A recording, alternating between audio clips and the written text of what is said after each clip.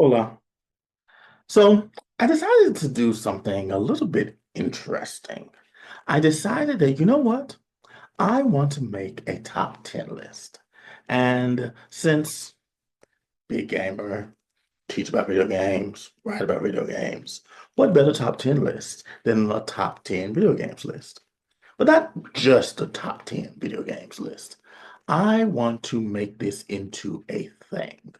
I want to do a M. Haynes Best of 2024 Game Edition. Yeah. So I think what I want to do is I want to talk a little bit about some of the games that I played through this year, specifically 2024.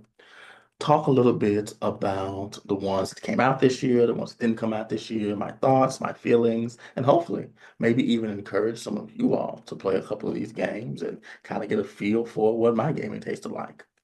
So I want to go through just kind of laying some ground rules, kind of giving you an understanding. Like I said, I'm going to talk about both the games that I played this year that weren't released this year, things I'm going to call my honorable mentions. And I'm going to talk about my top 10 list of the games that did come out this year with a couple of stipulations. We're going to get to those later. But for right now, I think it's a good time to move over to my honorable mentions. Maybe you'll agree, maybe not. I'm more than open to hear more about it. Let's get started.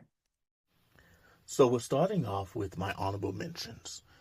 The honorable mentions are 5 games that weren't released this year that I played for the first time this year. I'm going to keep it mostly spoiler free, and as always, these are just my ideas, what I like, nowhere near the gospel. But let's get started.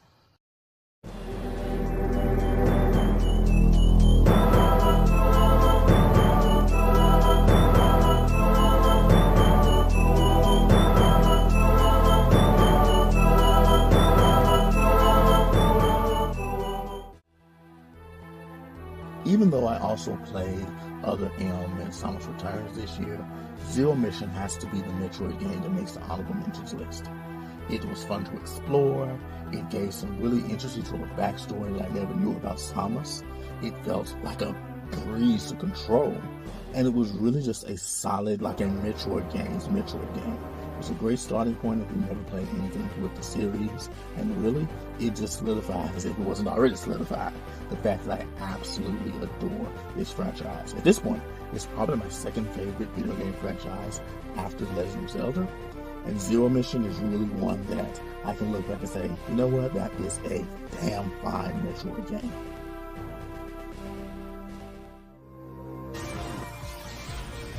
I played Astro's Playroom on a whim. I saw the reveal trailer for Astrobot. I was like, that looks fun. Wait a minute, is that game that was already on my PS5? So I booted it up one afternoon, I beat it in that afternoon, and I loved it in that afternoon. Astrobot, despite being a takedown, was really, really well made.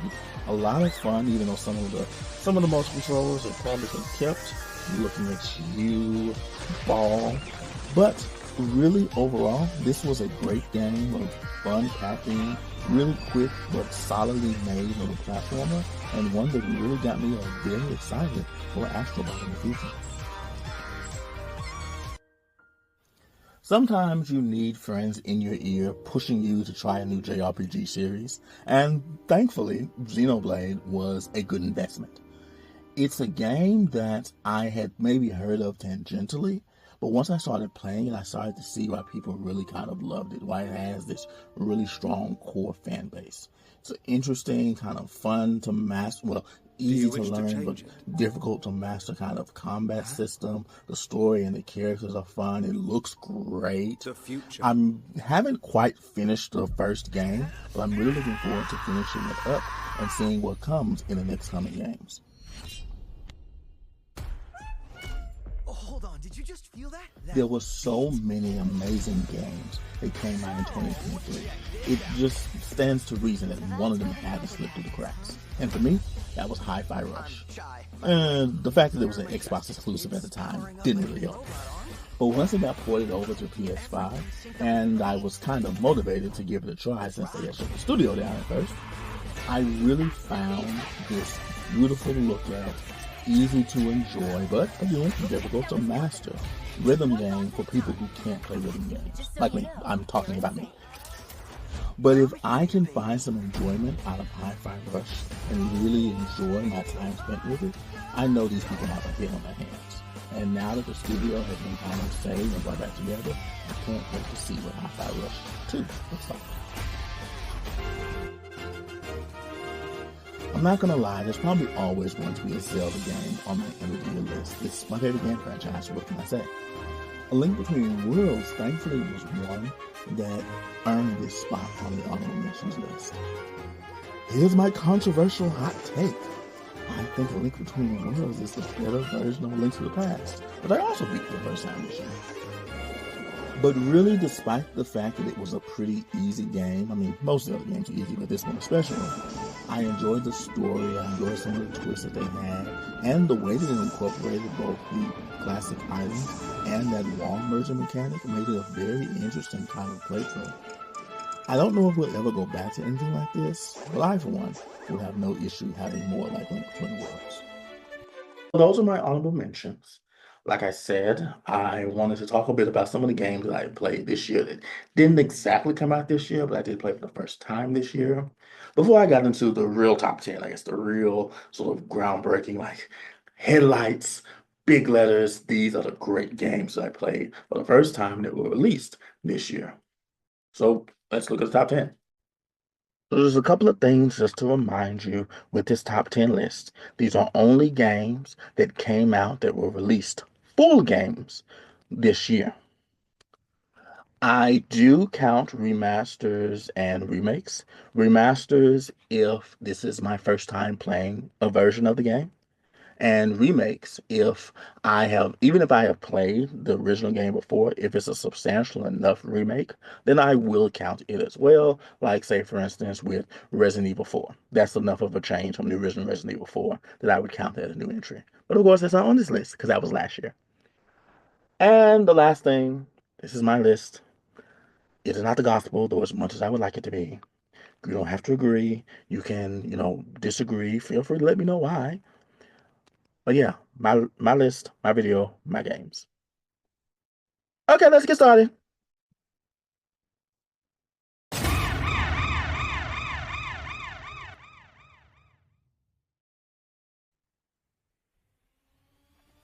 So first up is Mighty Morphin Power Rangers Rita's Rewind.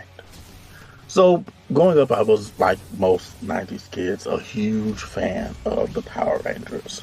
I watched pretty much all the way up until, I think, Time Force. So I had the chance to kind of take a look at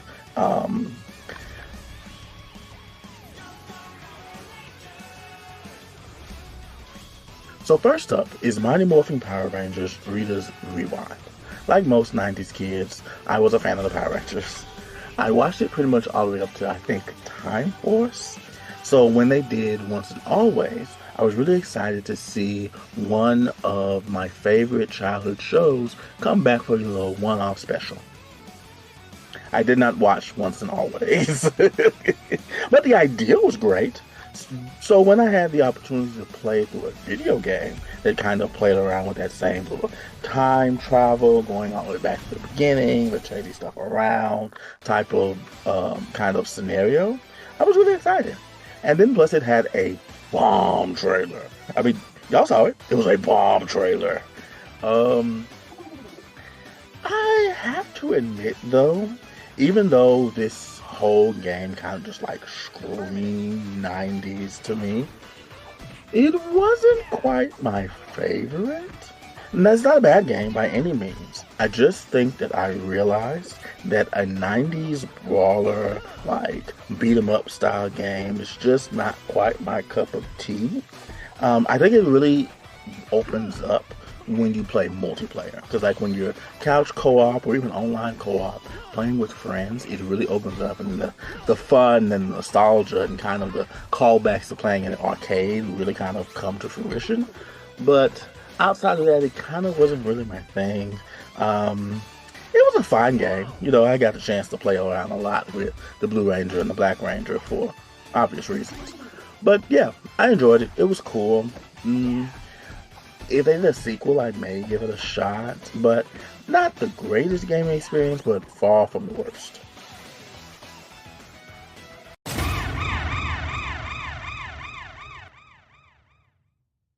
If we're gonna make it back to Detroit, Aerial Knights I'm We gonna need Never your help. Yield was a follow-up to Aerial Knights Never Yield, Try to keep which was up. one of my favorite games I played a couple of years back when it first came out. It's pretty much in the same style of the original, just with a whole lot more. Like there's a stronger storyline, there's multiplayer, more characters, new abilities. Like it's really kind of like the pinnacle of that whole game style. But I think for me, that's also kind of its detriment because though it was a fun game, though it was, really beautiful, like design wise, and music, don't please can't forget about the music. It really just once again reminded me that my Temple Run days are behind me because it's full of free runner game style. I guess it's kind of a similar thing with both of the things at the bottom of this list. That it was really not so much the games themselves, it was just more so just the genre and the style of games that they were. It didn't really just gravitate towards me. But I think it is still a mark to the quality of Area Nights We Never Yield. The fact that even though the game style itself didn't really resonate with me, that I still think it's worthy of the shout out, and I still think it was a well-made game. I still think it was improvement over the original game. And if you enjoyed the original game, or if you still are still living your Temple Run days where you really enjoy these sort of like free runners and things of that sort, then I think it would be a great game to pick up and play around with. It's really short, really simple. I mean, I'm sure you can't expect a game like that to be just like 100 hours. But I think it's a well-made game. I think it's fun, and honestly, I'm looking forward to whatever Aerial Knight does next. Hopefully they kind of branch out a little bit. But even if not, I'm sure it's still going to be a really well-made and pretty fun, quick little game experience.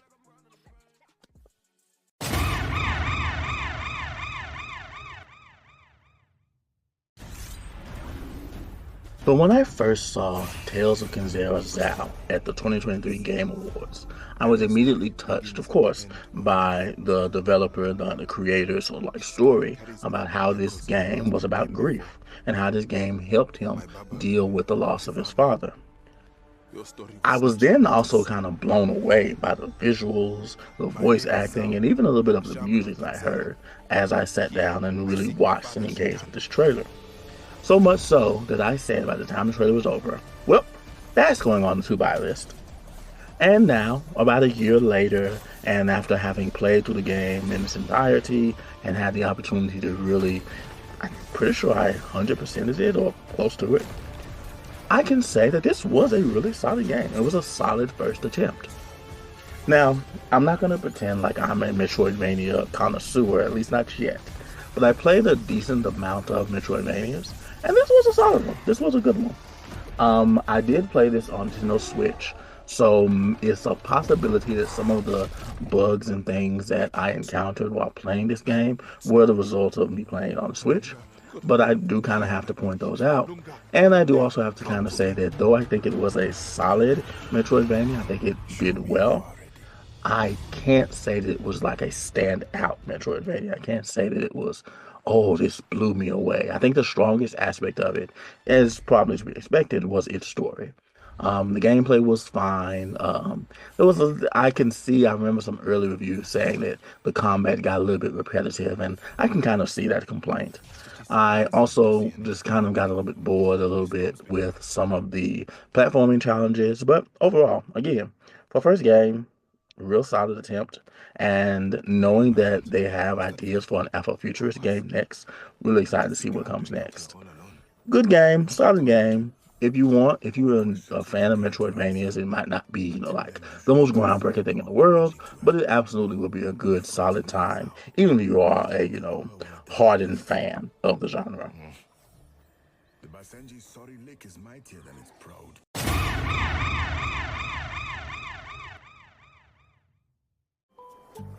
Now, The Plucky Squire is an interesting game. As a Zelda fan, I heard this game getting tossed around a lot, saying that, oh, this is a great Zelda-like. If you're missing classic Zelda games, you should play this game. And after having done this, played through the game, I haven't platinumed it, but I played through a good bit of it. I can safely say, y'all are some liars. This was not a Zelda game. I mean, that's not to say that it wasn't a good game. That's not to say that I didn't enjoy it. And that's not to say I can't 100% see some of the comparisons. But it definitely didn't scream like this is a Zelda-like or this is a Zelda replacement. I could see that argument a lot more with games like Tunic. But for this just felt like a much more standard action adventure game. And it was a really solid game. It was, a fun sort of exploration, beautiful story bit concept, and the 3D elements. Once I had no idea that the whole 3D thing was going to happen, jumping out of the book and playing in the real world. So when it did, my jaw hit the floor. And that is where I feel like this game shines. When it asks you to manipulate not just, what's going on the page within the book, but when you get to step out of the book and really explore some of these different gameplay styles, I think that's really where the game shines. Fairly simple. Sometimes I do wish that they allowed you a bit more control over where it is that you go into the book when you're trying to replay. Like if you did want to try to platinum it, you're going to be slogging through quite a bit. But it's a good execution, really interesting, and hey, like most indie games, I'm really excited to see, what the team takes from this and how they get to expand on it. Because they have some really fascinating ideas. And I think if given a bit more time and more budget and a bit more experience, they could really execute on some of the highest levels.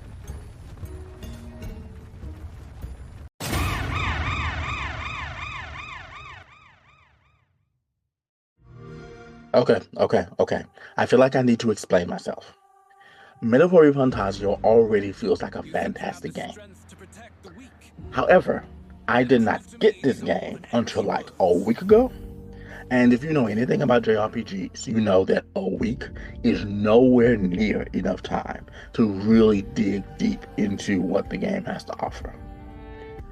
So far, Metaphor Fantasio is a great mix of story, engaging combat, beautiful visuals, and a backing track, a battle track that just does not quit. I mean, but I can only say so far because I haven't played through enough of it to really be able to bump it up. I feel like if I had gotten this game a couple of weeks earlier, like I bought it on sale during Black Friday, and yes, it only got here like a week or two ago. But I feel like if I had been able to give a bit more time, I could very easily see this game floating around in the top 5. Easy. I don't quite think it'll make the top 3, and I'll talk a bit more about why I don't think it'll make that high in a minute, but from what I have played so far, I can absolutely see why this game is so award-winning, and if this is like Persona but in a different font, I can also absolutely see why people love these games. I'm really looking forward to diving more into it in the new year, and hopefully, I'll be able to look back and say, yeah, that was definitely a top 5 of 2024 type of game. But for right now, it has to rest in the 6th place position.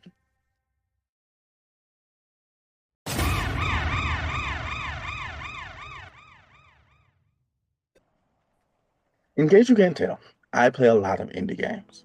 So I'm always looking out for new indie games that people are talking about, games that people are saying are fun, games that people are playing, and things that people are saying like, hey, you need to give this a try. All of those things fall to Animal Well. All of those descriptors can describe how Animal Well kind of really was word of mouth guerrilla marketing, which is pretty on point for the game if you've played it. See, Animal Well is a Metroidvania, but it's a much more cerebral, much more brainy. People have even gone to calling it a Metroid brain, yeah.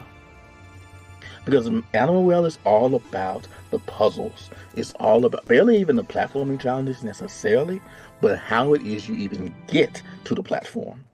You're given all these different sort of like everyday tools like yo-yos and discs, and you have to figure out how you can use those things for traversal.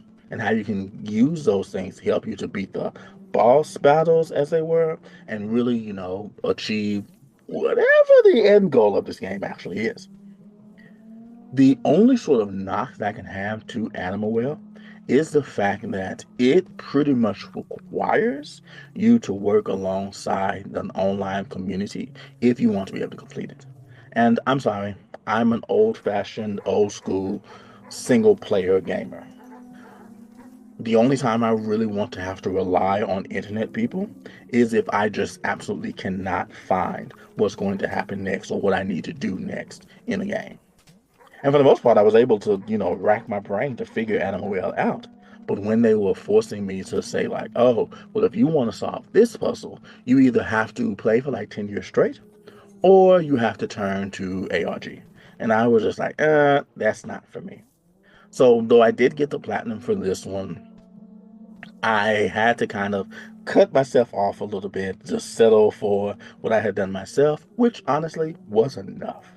Being able to have that satisfaction of figuring out so many of these puzzles as I went was enough. So it was enough at the end of the day to get Animal a spot in my top 5.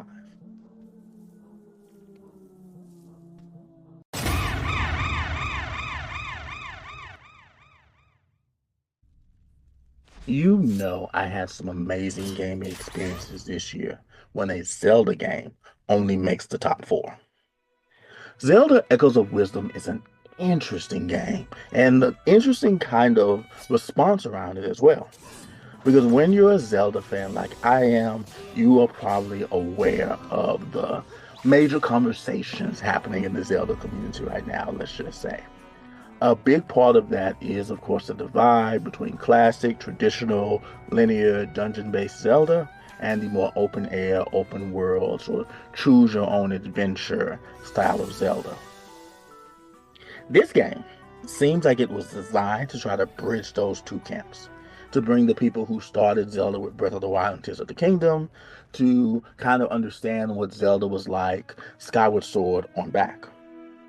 And on that front, I think it succeeds, but it has its own difficulties on that front as well. There are some things that the game does, some choices that the designers made that baffle me. Like, whoever thought that wheel, that sort of long bar that you have to go through to choose your echoes was a good idea, don't put them on the game anymore. But as far as the game itself, there are also some things that I have some questions about. I feel like if you're going to push for a more classic, traditional style of Zelda, your dungeons gotta be top notch. And honestly, truthfully, there were more memorable dungeons in Tears of the Kingdom than I found in this game, and Tears of the Kingdom only had like 5. That doesn't mean that I think that Echoes of Wisdom is a terrible game. I think the story is interesting. I love being able to play as Zelda for the first time, and figuring out some of these puzzles with the Echoes is satisfying. Not to mention those 2 dungeons that I kind of alluded to. But I think this was a game that wasn't quite the sum of its parts.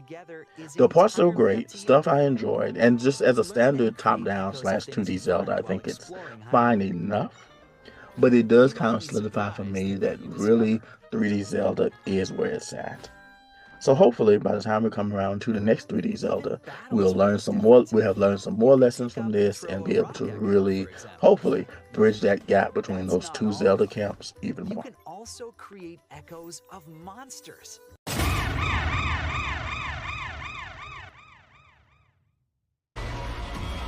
Oh boy, Dragon Age: The Veilguard. I don't think I've seen a game this controversial since probably The Last of Us Part 2. And unfortunately, it's probably not going to be the only controversial game to come out in the next couple of years, but that's another story. We'll say that for the 2025 video. Dragon Age: The Veilguard was my first Dragon Age game. My only experience with the franchise before this game was watching that one season of the show on Netflix, Dragon Age Absolution. And in most cases, I was really only ever drawn to it because black and gay. I got to see some black guys get together in the show, and I got to recreate it. in the game with good old Zalanis Merkar, my rook. But to speak on the game itself, there's been a lot of back and forth about the quality of this game. And I think for me, well, you can see how I felt about it. It's top three of the year. This was an experience that I really enjoyed. I mean, I put over 100 hours into it, so you can safely say that I enjoyed it. Plus, I have the platinum. But what really made me to enjoy this game was the companions. I really got connected to the companions and this world as a whole. Because that's the thing for me, especially with my RPGs, that I love world building and I love characters. And I know that somewhere there's some Dragon Age fans that whose eyes are rolling out of their sockets right now. But again, first Dragon Age game, and from what this game exposed to me, what this game showed me, the world and the characters, and even some of the decisions, has not only made me more interested in this franchise as a whole, but it's honestly made me look a little bit more at Western RPGs. Because you see, I'm more a JRPG kind of a person. Like, the consequence of choice does not move me for real. Tell me a good story, make me interested in this world and these characters, and I'm good to go. I don't necessarily need to make a self-insert to and make decisions every step of the way to be like connected to a world or to a game. So Western RPGs for the most part didn't really grab me, but honestly, after playing this and after seeing a little bit of kind of what the hype is, I'm a little bit more open to seeing what other Western RPGs have to do. And honestly, like, despite my own criticisms of the game, I think it was solid. I think it was a strong game. It was a good experience. The third act is absolutely bonkers. And above all, I think it was something that I can look back and say that I enjoyed my time with. So much so that I'm willing to kind of run through it again just to see what other choices and what other decisions I can make. Solid game if you can look past the noise, and probably if you are coming in as this being your first Dragon Age game. But for the most part, I enjoyed it. And you were saying?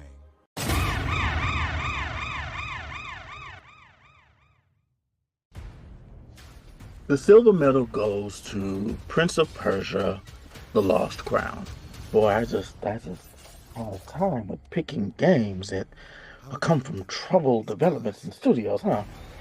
But it is a testament to the talent of the developers that they were able to produce this level of quality one under Ubisoft, and to do so with as little fanfare as they ended up receiving since Ubisoft dissolved the studio. But this game still ended up being award winning, and honestly, it ended up being one of the better Metroidvanias that I've played this year, and probably in a minute, honestly. Because it does something that other Metroidvanias, great Metroidvanias, do so well. They introduce great concepts, fun ideas, interesting mechanics. Metroid Dread, you have the feeling like butter. Then you have things like the flash shift, the boss battles. With the Ori games, Bash exists, Hollow Knight, the lore, and again the boss battles. And with this game, they have that little mechanic where you get to leave pretty much the Shadowclone jutsu of yourself. That sort of shadow of the sword, that power that allows you to place a version of yourself in one place, go around the room and do some other stuff, and then teleport back to that original version of yourself, made for some fantastic puzzle solving, especially once you get into the DLC. Like, some of the puzzles, the platforming challenges they gave you both in the base game and in this DLC really just show just how masterful this genre is and how much these developers put into making a masterpiece of this genre. And yeah, I'm going to say a masterpiece because it was a really good game. It does have its faults though. Like most Metroidvanias, it really require you to learn boss attack patterns. That can kind of take a while, especially if you're not used to that. And if I'm honest, even with the DLC trying to tie in up some loose ends, the story wasn't the greatest. But the platforming, the controls, the visuals, top tier. A plus, give it to me all day long. It just really, really sucks at how poorly this game fared. Again, kind of like Dragon Age before it, it was a victim of a lot of a slander campaign. Hmm, I wonder why. But anyway, this was a great game, fantastic game. If you like Metroidvanias, and especially if you love Metroidvanias, give yourself a treat, do yourself a service, and pick up this game. Because it's the silver medal winner. It's my #2 game of the year. But, of course, there must be a #1.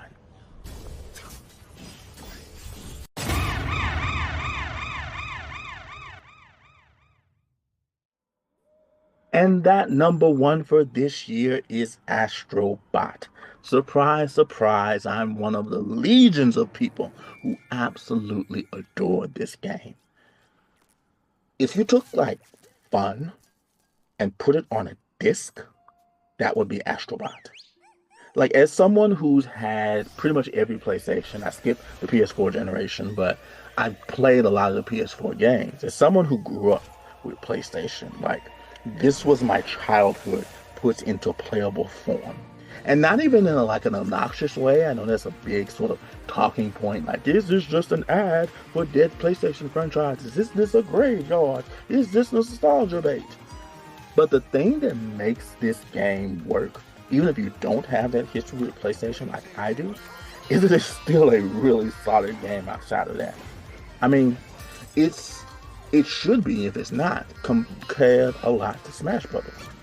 Like, yes, Smash Brothers is the biggest gaming crossover probably ever to exist. But it's also a solid game. The crossovers, the cameos, the shoutouts, and nostalgia in both franchises are really just used to elevate a solid foundation in the gameplay. And in Astrobot's case, that 3D platforming gameplay is chef's kiss, top notch. Like, this feels like a level of polish you would only get in a Mario game. People aren't saying that just for no reason. This was a great experience. Some of the stuff it allows you to do, the characters and the bots that you end up rescuing, the ways that they incorporate the power-ups, the sound design, the visuals, everything, not just through the controller, but just on the screen itself. Give Team Asobi Game of the Year again. Fantastic game, an absolute must-buy in my opinion if you have a PS5, especially if you like platformers, and especially if you know PlayStation. Like, why don't you already have this in your collection? Great game, utterly deserving of every Game of the Year award it gets, if not for the gameplay and the game itself, then for the team behind it and the love they put into this game. This is a type of game that reminds you why you love video games. And it could not be anywhere on this list other than in the gold medal #1 spot. So that's the list. Top 10, honorable mentions, all great games, all stuff that I really had a really great time playing this year. And hopefully, even if you don't necessarily agree, or even if you have your own sort of additions to the list, you can kind of see where I was coming from as far as why I picked them and why these games were so much fun. I like this. This was fun. Hopefully you had fun too. Hopefully you enjoyed it. Because you know what? I think I could see M. Haynes' best of 2020, whatever, being a mainstay. Let me know. Did you enjoy this? Did you learn something? See any games you want to try out? Feel free to comment, let me know, give any feedback, and who knows, maybe you'll see you back here in 2025. I have an idea already about a couple of games that are going to show up there. But till then, bye everyone.